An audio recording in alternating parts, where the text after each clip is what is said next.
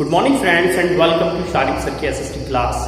दोस्तों आज हम बात करेंगे यूरोपियन सोसाइटी के बारे में कि 18वीं सदी में यूरोपियन सोसाइटी का रूप कैसा था।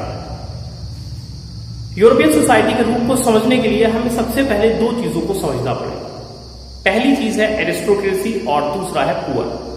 दोस्तों 18वीं सदी में rise of nationalism in Europe से पहले यूरोपियन सोसाइटी के दो हिस्से थे। पहला हिस्सा था एरिस्टोक्रेसी और दूसरा हिस्सा था पुअर क्लास। तो सबसे पहले हम लाइट डालेंगे एरिस्टोक्रेसी के बारे में और उसके बाद हम बात करेंगे पुअर क्लास के बारे में। दोस्तों एरिस्टोक्रेसी एक प्रकार से यूरोप में रहने वाले कुलीन वर्ग को कहा जाता है, खानदानी लोगों को। पहली विशेषता इनकी ये थी कि ये लोग खानदानी लोग थे। दूसरी ये कि ये सब लोग आपस में रिश्तेदारियों में कनेक्टेड थे। एरिस्टोक्रेसी का कोई व्यक्ति चाहे वो फ्रांस में रहता हो, चाहे वो जर्मन में रहता हो, चाहे किसी दूसरे मुल्क में रहता हो, उन सब में आपस में एक दूसरे के साथ रिश्तेदारियों के संबंध थे। वो शादियां क्या करते थे और वो एकजुट थे। तीसरी चीज ये कि एरिस्टोक्रेसी के जो लोग थे वो संख्या में सीमित थे।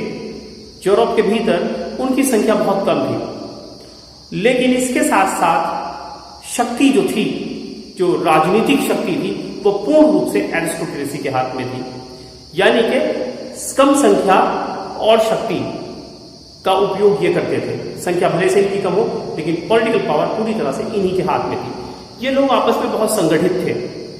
चूंकि आपस में रिश्तेदारियां क्या करते थे तो एक दूसरे के अच्छे बुरे में इकट्ठा हुआ करते थे और इनका जो संगठन था, एकता थी, वो बहुत मजबूत थी। ये लोग पैसे वाले लोग थे। समाज के अंदर जो पैसा था उस पैसे पर ज्यादा बड़ा कंट्रोल एरिस्टोक्रेसी क्लास का ही था। तकरीबन 50-60% से ज्यादा जो जमीन थी वो भी एरिस्टोक्रेसी क्लास के पास थी। यानी कि अगर हम बहुत शॉर्ट में बात करें तो हम ये कह सकते हैं कि एरिस्टोक्रेसी क्लास वो क्लास थी जो उस वक्त की कुलीन यानी कि खानदानी क्लास थी, जो संख्या में सीमित थी, जिनके पास तमाम पॉलिटिकल पावर थी, जो शिक्षित लोग थे, संगठित लोग थे, जो लोग आपस में रिश्तों की डोर से बंधे हुए थे और जिन लोगों को बदलाव पसंद नहीं था। एरिस्टोक्रेसी की एक खास बात यह थी कि वो बदलाव नहीं पसंद करते थे। दूसरी तरफ से पुअर क्लास। पुअर क्लास वो क्लास थी जो संख्या में बहुत ज्यादा थी, जिसके पास न पैसा था न जमीन थी। दूसरों के यहाँ यानी कि एरिस्टोक्रेसी क्लास के बड़े बड़े जमींदारों के यहाँ ये लोग मजदूरियां क्या करते थे, ये भूमिहीन थे। इनका जमीनों पर भी कोई कब्जा नहीं था। पॉलिटिकल पावर इनके पास शून्य थी। राजनीतिक सत्ता में पुअर क्लास का कोई रोल नहीं था। ये लोग शिक्षित भी नहीं थे, ये लोग संगठित भी नहीं थे।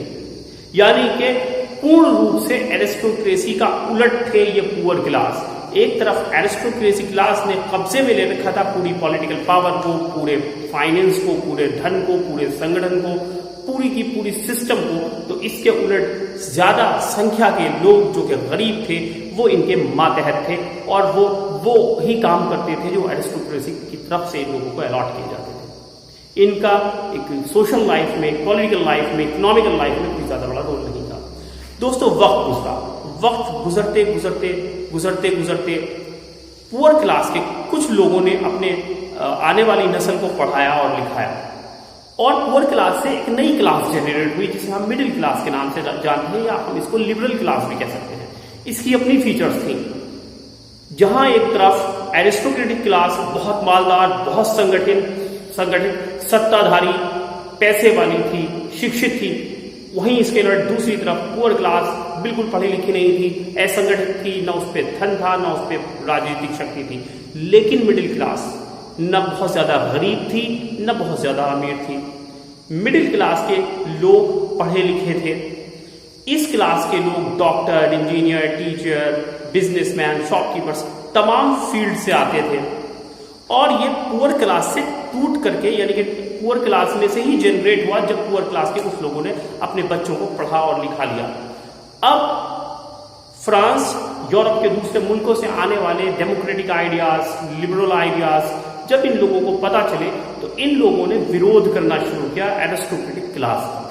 इन्होंने कहा कि एरिस्टोक्रेसी जो सत्ता को हावी सत्ता पर हावी होकर बैठी है, वो सत्ता दर हकीकत लिबरल्स और पुअर्स की है, वो जनता की सत्ता है, ये जनता की पावर है, जनता को मिल जानी चाहिए। इन लोगों ने धीरे धीरे धीरे धीरे विरोध करना शुरू किया एरिस्टोक्रेसी क्लास का, यानी कि जो एक फीचर थी एरिस्टोक्रेटिक क्लास की कि वो बदलाव पसंद नहीं करते थे, उसके उलट मिडिल क्लास बदलाव पसंद करती थी और वो ये चाहती थी कि तमाम जिंदगी के जो क्षेत्र हैं, चाहे वो राजनीतिक क्षेत्र हो, चाहे वो इकोनॉमिकल क्षेत्र हो, वहां भी मौका मिलना चाहिए, हिस्सा मिलना चाहिए मिडिल क्लास को और पुअर क्लास को। इस तरह से एक मिडिल क्लास अपोज में खड़ा हुआ एरिस्टोक्रेटिक क्लास के और उसको पूर्ण सपोर्ट मिला पुअर लोगों से, और ये आमने सामने की एक लड़ाई शुरू हो गई, जो कि विचारधारा की लड़ाई थी, जिसमें जीत एरिस्टोक्रेसी की होगी या जीत मिडिल क्लास की होगी,